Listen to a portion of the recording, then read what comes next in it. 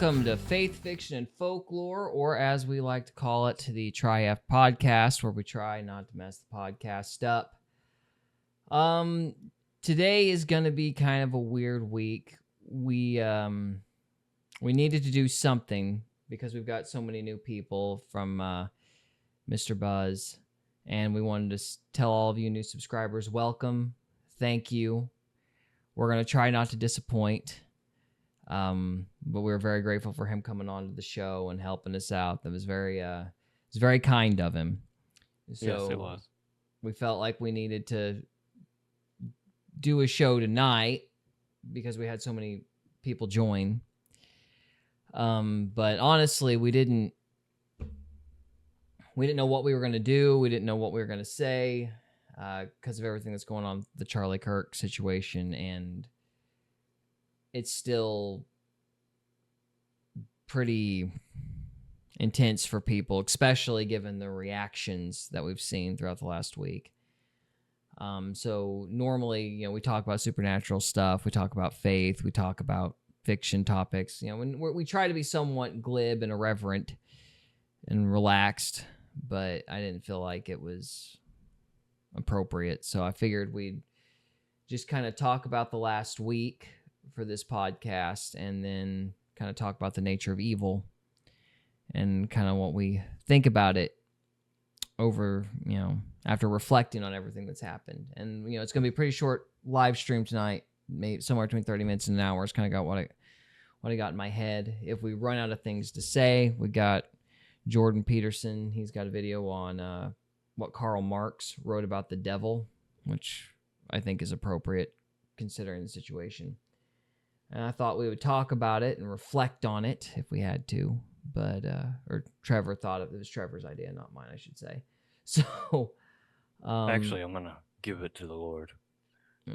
Because I was just looking on YouTube and there it was. Yeah. So. But we just didn't think it would be good to kind of have the usual tone and tenor with the show that we always have. And thought we would just talk and reflect for a little bit and then move on. Yeah. So, kind of talk about the last week. Not that I think there's anybody out there who doesn't already know, but on the off chance that somebody doesn't know, we'll kind of review everything that's going on. And so, sorry, go on, Trevor. There's a thunderstorm going on right now with me, so if I cut out, power went out. We'll know what happened. Yeah. Yeah. So, I guess the best thing to do is kind of, recap. Charlie Kirk was killed. Well, howdy about intro. It's good to see you, man. There he is. Hello, hello. Howdy, howdy. So Charlie Kirk was killed. Like, I guess it'd be the last week. And we talked about that. I was pretty livid last week. Good news is at least one particular thing I wanted to see did happen. What was it? Trump did what? Declared Antifa a terrorist organization. That was one of my listed things I wanted to see done yesterday. And so I was very happy to see that. That was one of my big stickler points. So that's good. It's just, I guess we need to move on to the other part of it. I guess the reason that everybody's still kind of talking about it, or one of the reasons everybody's still talking about it and everybody's so disturbed is, everybody's reactions. Like, people being so happy that he died. That's brutal. Yeah. I mean, people were shocked, Trevor, but I gotta... Of everything that happened, that was the least surprising thing to me. Was it surprising to you? Because no, I knew people were going to laugh about it and be hateful about it. Yeah. It's like most of us kind of knew people were like that. People had got to that point. They've been at that frame of mind since Summer of Love back in 2020.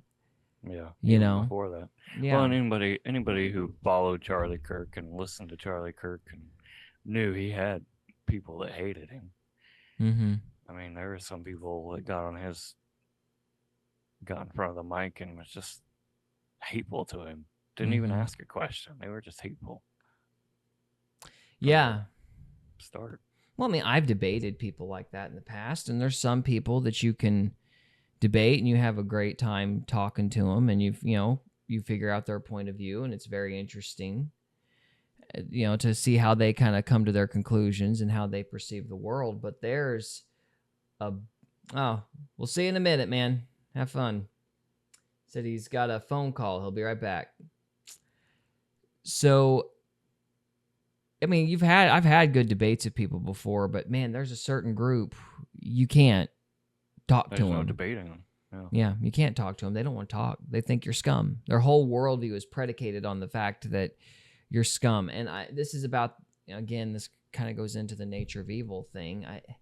The only reason I can think that things are like that is because that entire ideology is mostly about what you're against more than what you're for.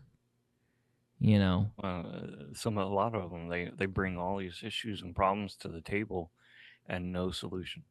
Mm-hmm. Yeah, like the only thing I could think that could mostly be described as an affirmative stance would be like abortion. They think a woman ought to have the right to kill a kid because she has the right to choose, is kind of the thinking.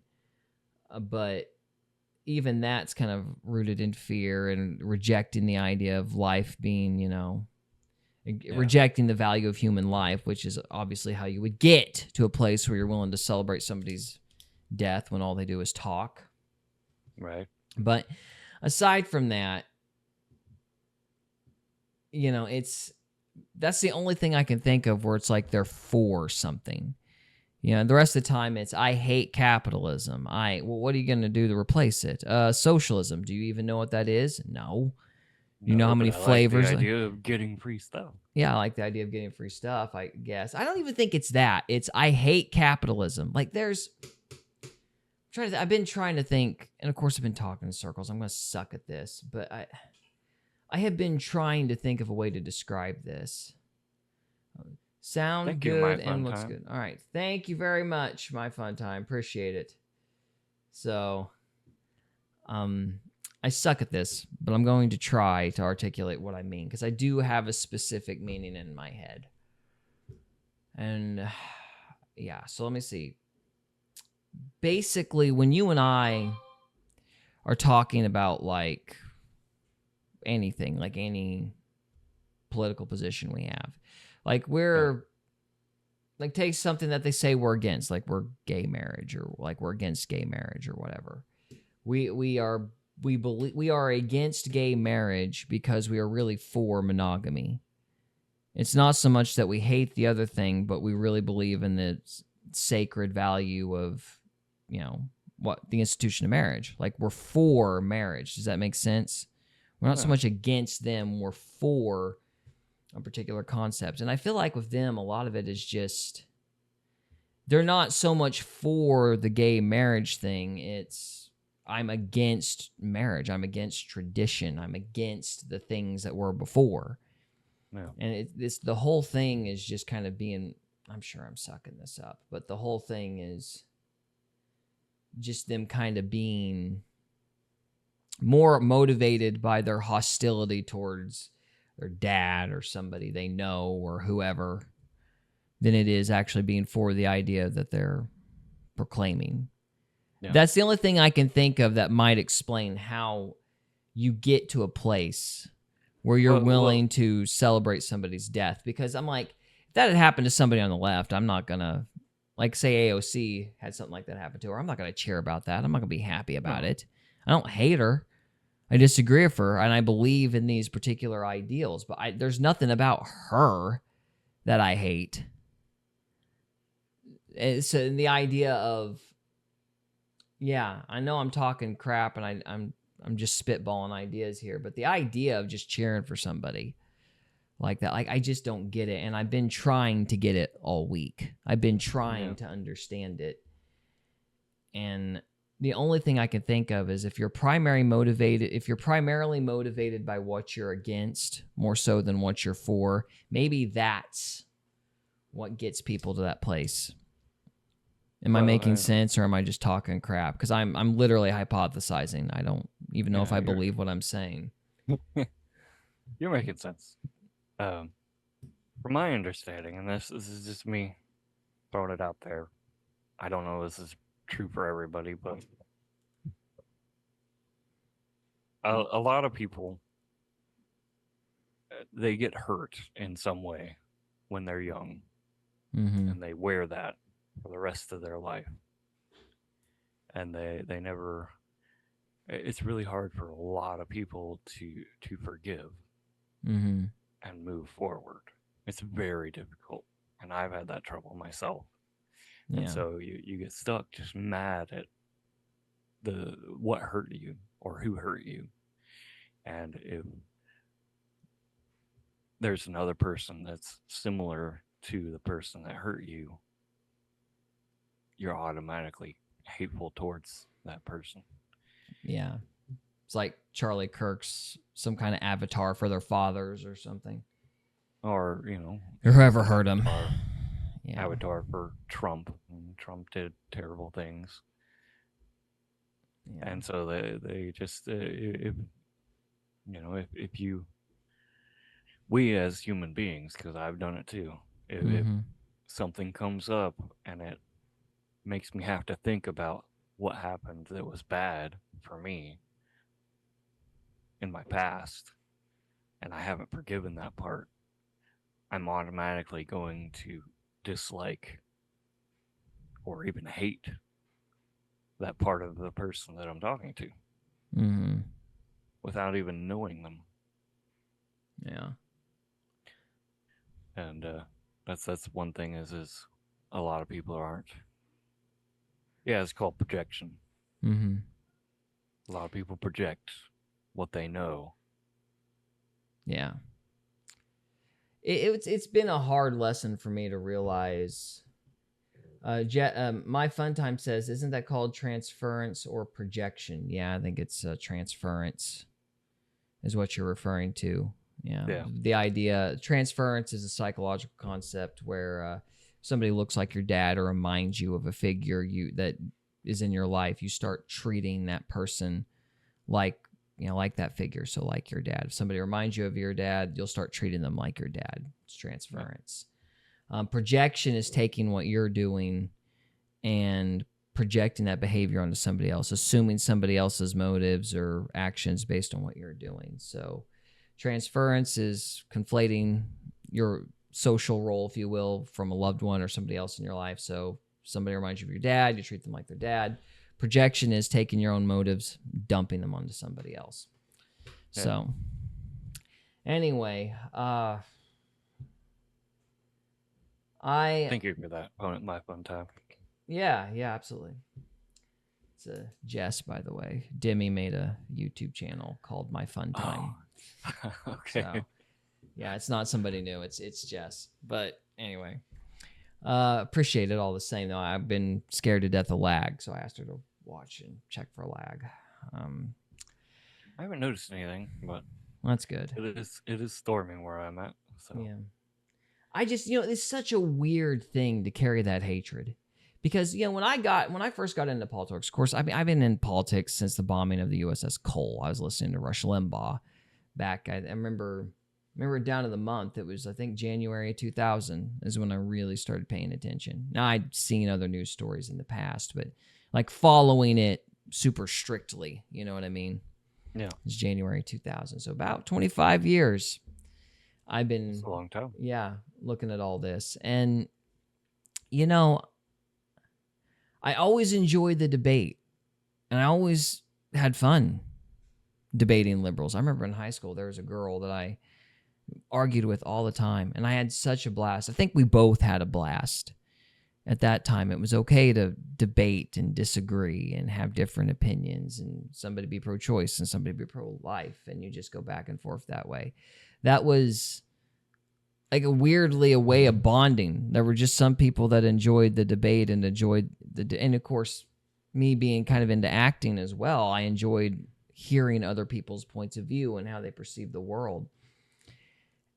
And so I always I believed what I believed to be true, But I was always kind of energized by the debate, and I always enjoyed the challenge. And at some point in the last decade, it just stopped being that way. You know, it got really vitriolic, and now I just don't even understand it.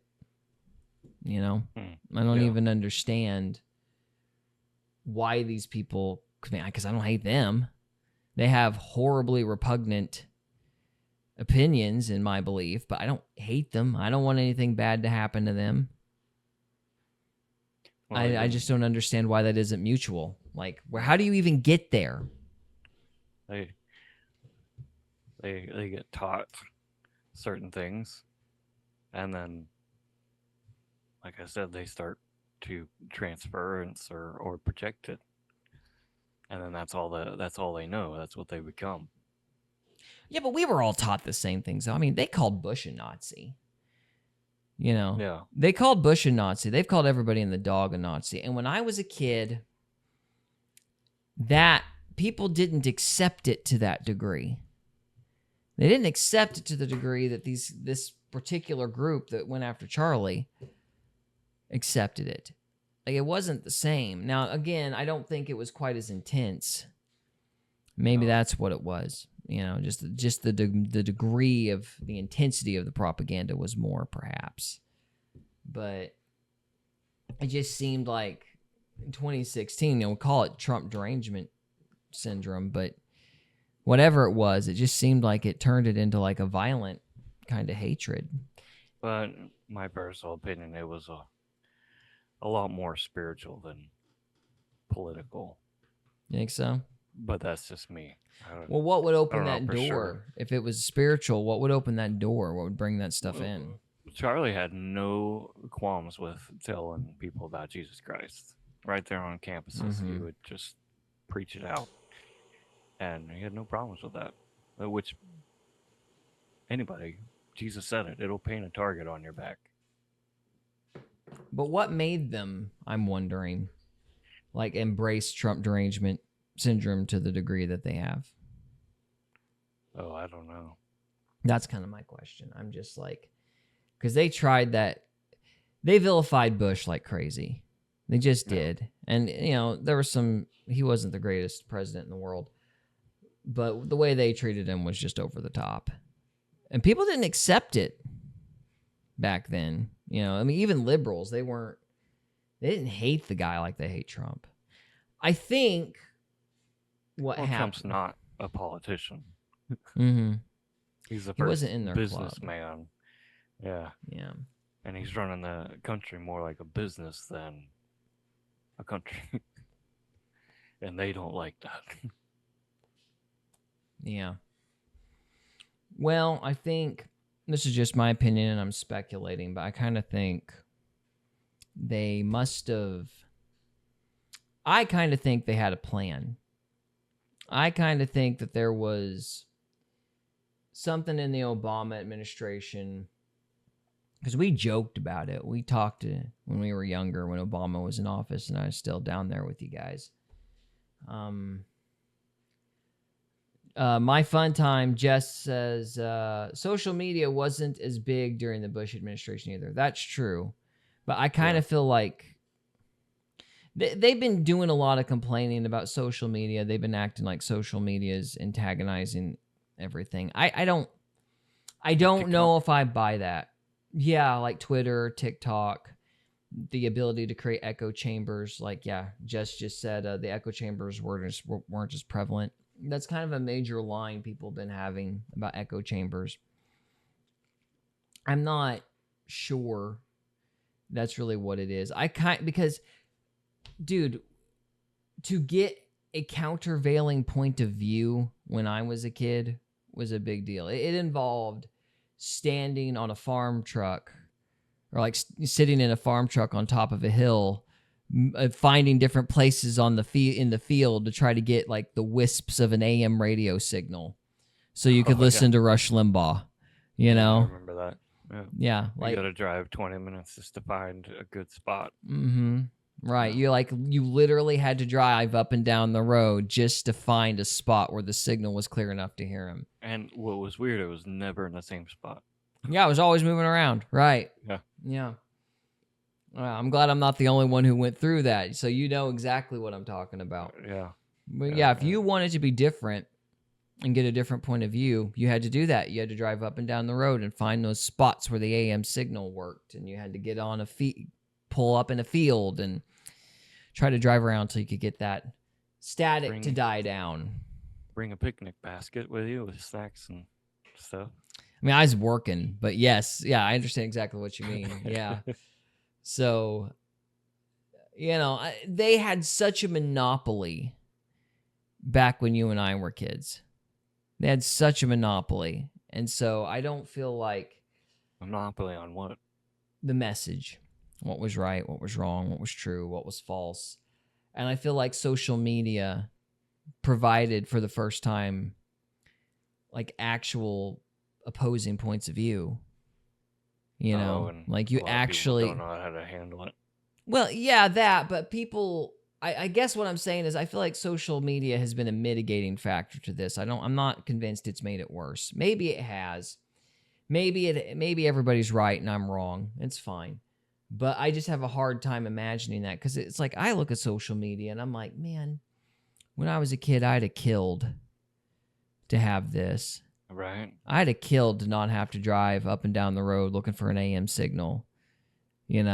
I'd have killed to actually get opposing points of view, to have such easy access to opposing points of view, because NBC was gospel truth when I was growing up. Like they were the Bible for like the majority of the country, and they got away with some evil crap. I mean, Waco, Ruby Ridge. They got away with some evil crap, and they were able to get away with some evil crap because there was no internet to challenge them.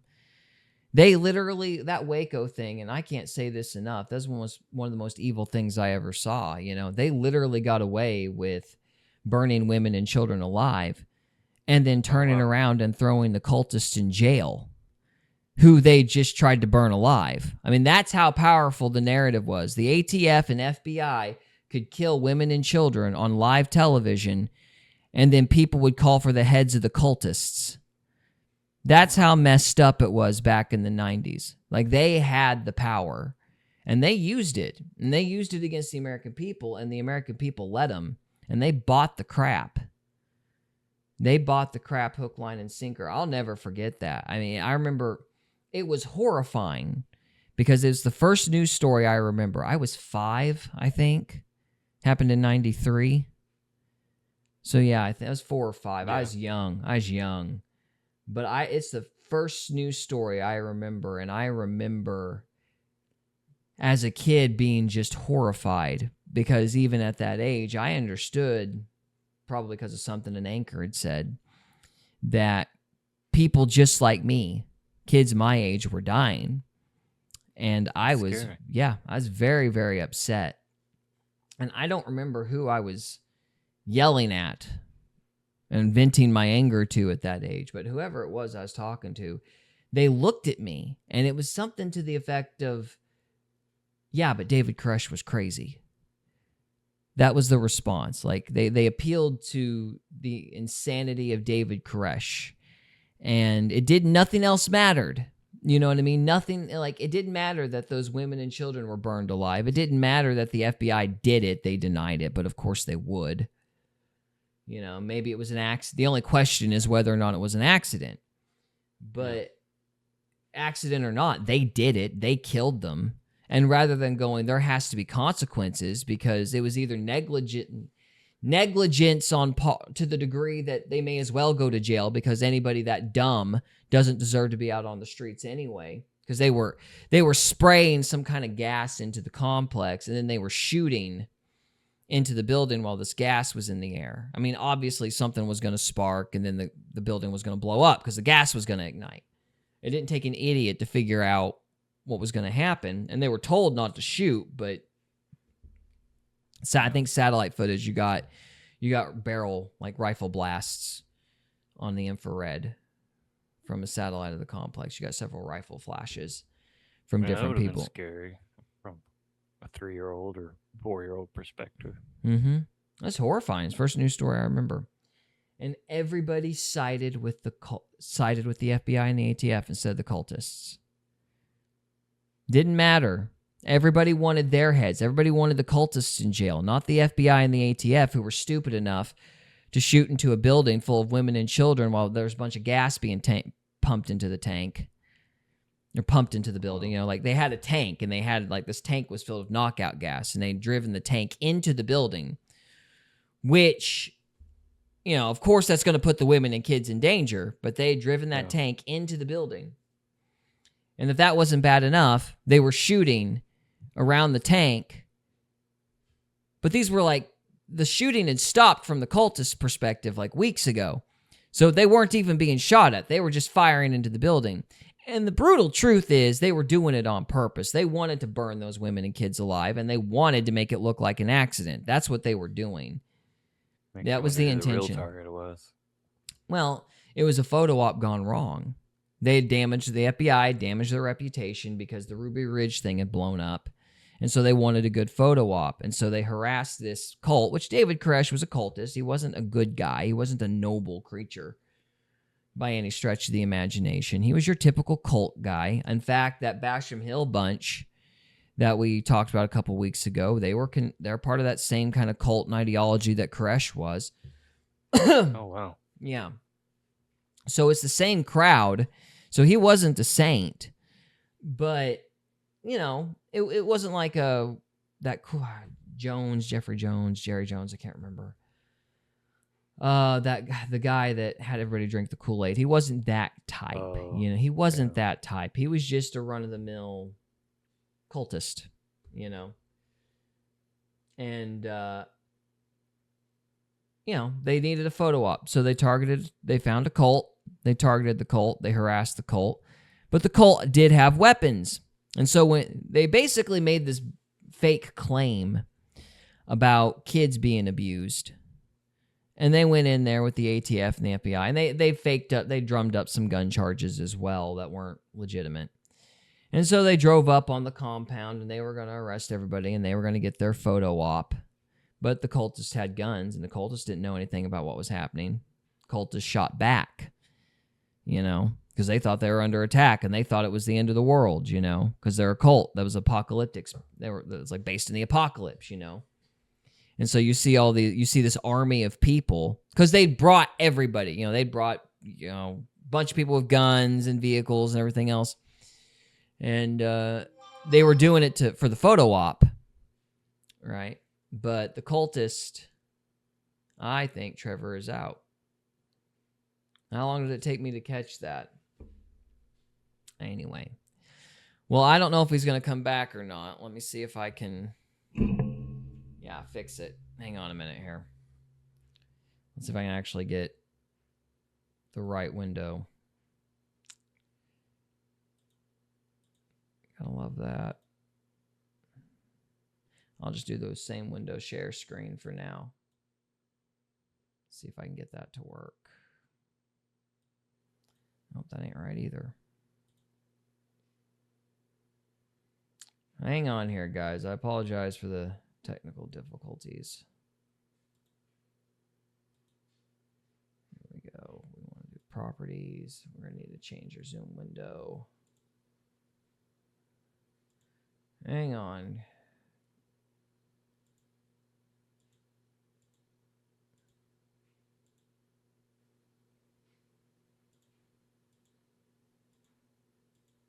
There we go. All right. Apologies, guys. Anyway, so the moral of the story was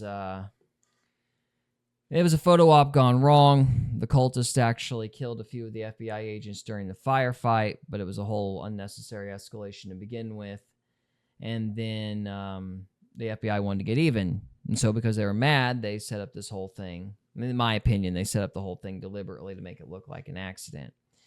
But even so, even if that wasn't the case, it was the biggest example of incompetence that had been seen. And yet they were able to convince people at the time that it was the cultist's fault, which is insane. So my point is, I'm not entirely convinced that social media is the main culprit, because for a long time they could set whatever narrative they want and they had complete control. And so I feel like it would have been much more pernicious back in the day. I think something else happened, and maybe I'm wrong, because everybody is pretty well uniform in their opinion that social media is the big problem, that everybody's in an echo chamber and you've kind of got these feedback loops and everybody's super upset. And yeah.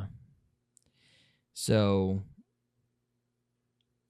yeah, I've got Trevor just said the power's out, so he just confirmed that. And then Cody said massive storm in Trevor and I's neck of the woods. So yeah, they're not able to.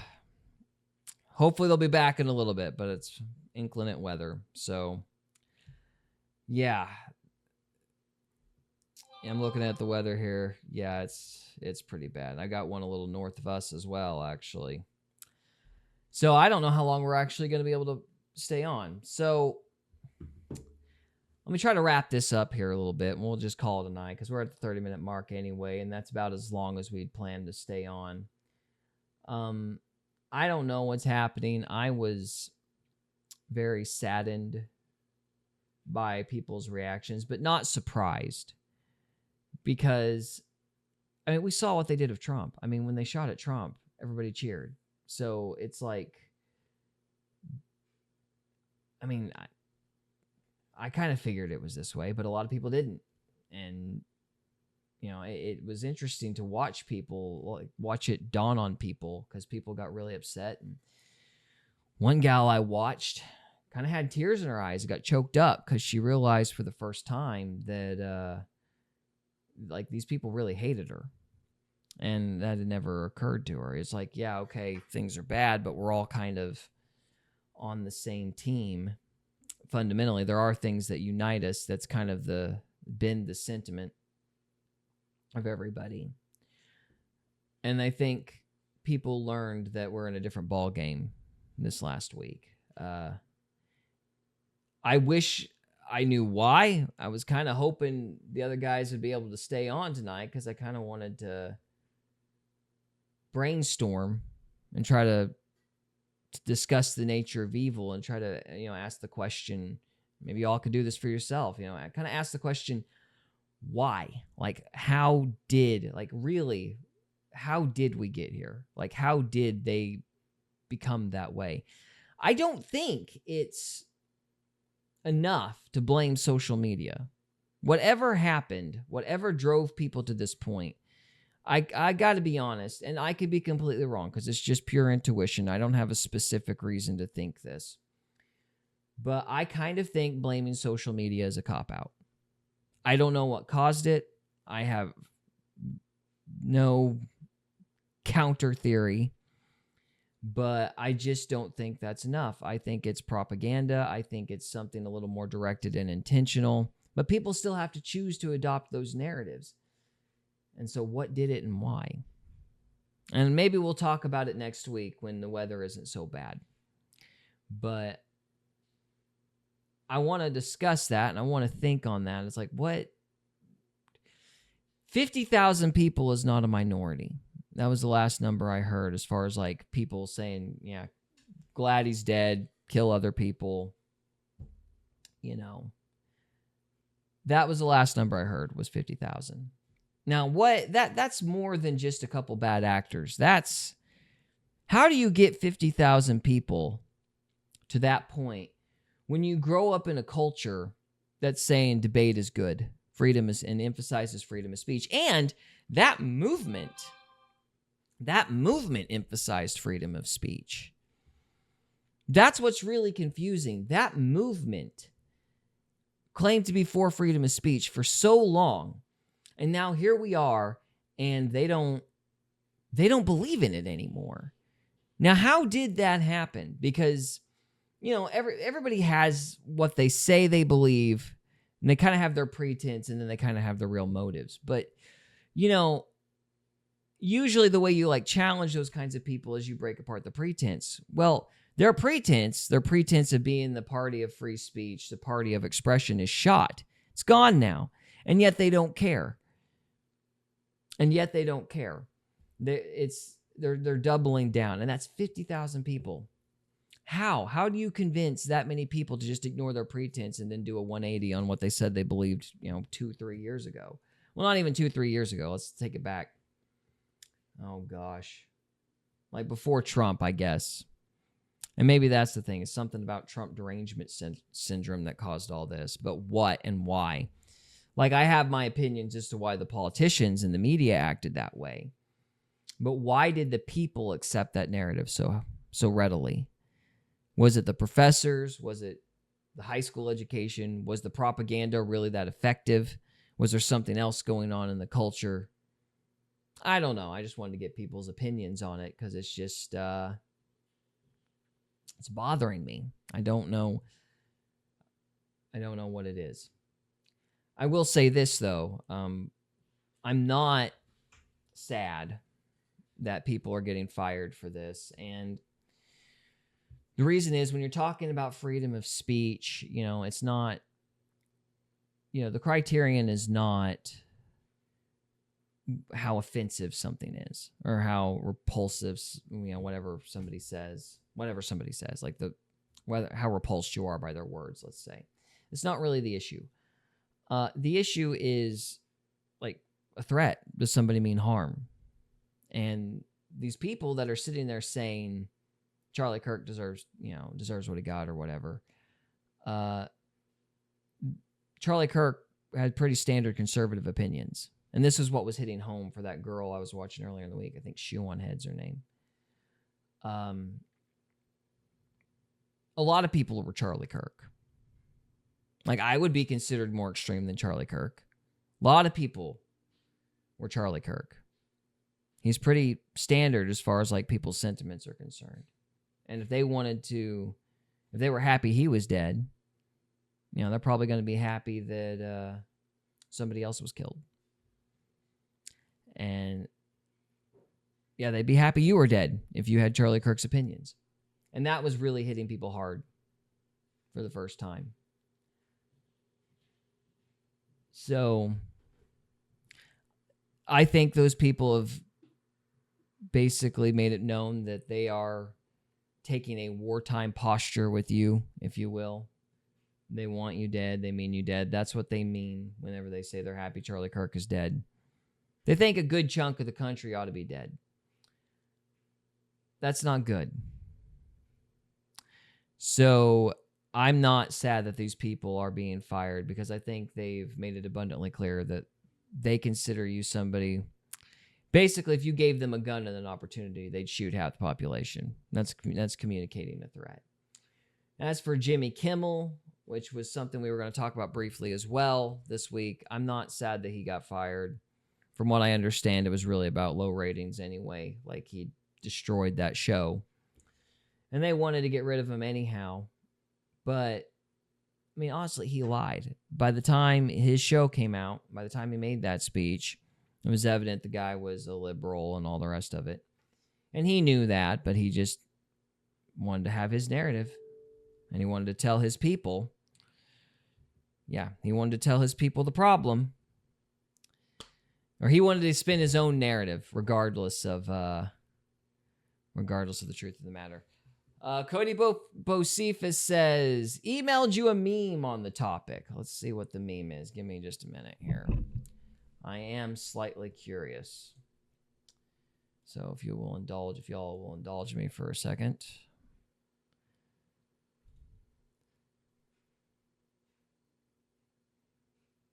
All right, let's see if I can download this. I'll try to share it.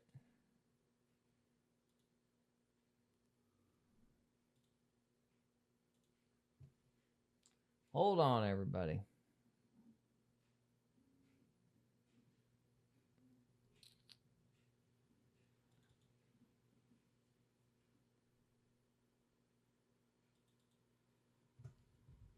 Go.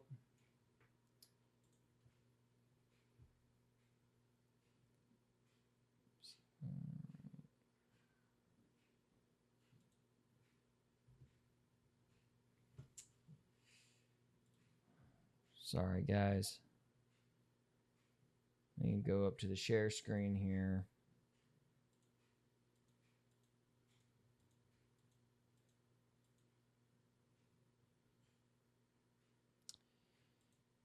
So anyway, that's kind of the situation. Here we go. That took long enough.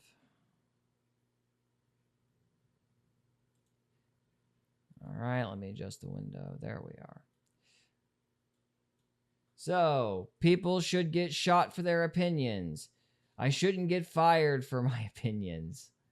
Yeah, pretty much. Pretty much. That's exactly right. So, I wish I could explain how we got here. I do stand by my categorization thing that I brought up last week. That there are people who are manipulated, there are people who are mercenaries, and there are people who are malevolent. I think even now, despite how psychotic these people have gotten, I do think fundamentally they're manipulated. I don't think that there's something inherently like malevolent or demonic like what I described last week for the majority of people. I think some people are mercenaries. They do what they do because they get paid. And I think some people even scream hateful stuff because they've been convinced of a party line. And I think those people have been manipulated. I don't think there's anything exceptionally malevolent about them. I think the people that are malevolent are the people at the top who have set the narratives and have manipulated the 50,000 on Twitter or wherever it was. I wish I could understand why those people accept those lies and what it is about those lies that make it compelling for those people. But I still think, despite the fact that they become so Machiavellian, I still think fundamentally they are manipulated and they are driven. Like that, the kind of mental illness that they're going through is something they're driven to. It's not something that just happens, like in nature, as it were. So I stand by that. I just wish I could understand why they find the propaganda so captivating. So I think I have ridden the clock long enough here on this subject. I do apologize for the shorter stream this week. We will have a better prepared show next week, but it looks like it's for the best that we don't have a very prepared show because I'm starting to get the same thunder that they're getting. And if they've lost power, I'm probably in for a long night. So I'm going to go ahead and cut this stream off before the storms hit. And yeah, we're going to call it a night and all that good stuff. We'll be back next week, and it'll be a more regular show. I've got some announcements I want to make next week regarding some stuff I've been working on. And I think we've got one more NDE video to do, and then we're done with NDEs. And then we're going to start talking about some of the pastors that people in the comments have been recommending. And we're going to do kind of a, well, who is, we did a who is Kenneth Copeland, who is Oral Roberts. We did stuff like that. We're going to get back into that. Cody Bosifa says, cheers, Primo. Cheers, sir. Cheers, indubitably. So, yeah, we got the who is thing, and then we've got, yeah, that's the big one. We're going to do a series on that for a while. I'm going to start doing a series on my reviews that I've did for Mind Matters and kind of in preparation for some stuff I'm working on that I'll bring up next week. And we are going to do a little more on Jesse Lee Peterson. Now, I happen to irritate a lot of people because I disagreed with Jesse Lee Peterson a few weeks ago. They wanted him on the show. We'll discuss him further. If we were able to get him on the show, we've looked into it. It would take like 7 to 8 months if he was to answer at all. And I don't know if the channel's big enough for him to decide it's worth his attention or not. But even if it were, it would be 6 to 7 months before we could even get an interview with him. Trevor's working on getting other interviews as well. So we're going to start trying to do more interviews for y'all. That seems to be going over well. And I also want to thank everybody who followed Mr. Buzz and subscribed to us. I want to thank you guys for being here. I want to thank Mr. Buzz for coming on the show. It was very good of him. And I hope, he enjoys his... I'm glad to hear that his channel is blowing up. I'm happy to see that. And we would like to have him back on at some point to talk about the musical frequency stuff, because that's how we came across him. So we'll re-explore that at some point. So, all right. Well, I hear the rain. Now, that's all the announcements I have. So we're pretty well done. So, guys, thank you so much for watching, and we'll see you next time. We hope you enjoyed this episode of Faith, Fiction, and Folklore. If you did, we would love it if you would subscribe to us on YouTube or follow us on Rumble. We can also be found on X, Instagram, and Facebook. And we are available on Spotify, Apple Podcasts, Amazon Music, and iHeartRadio. Thank you again very much for listening, and we'll see you next time.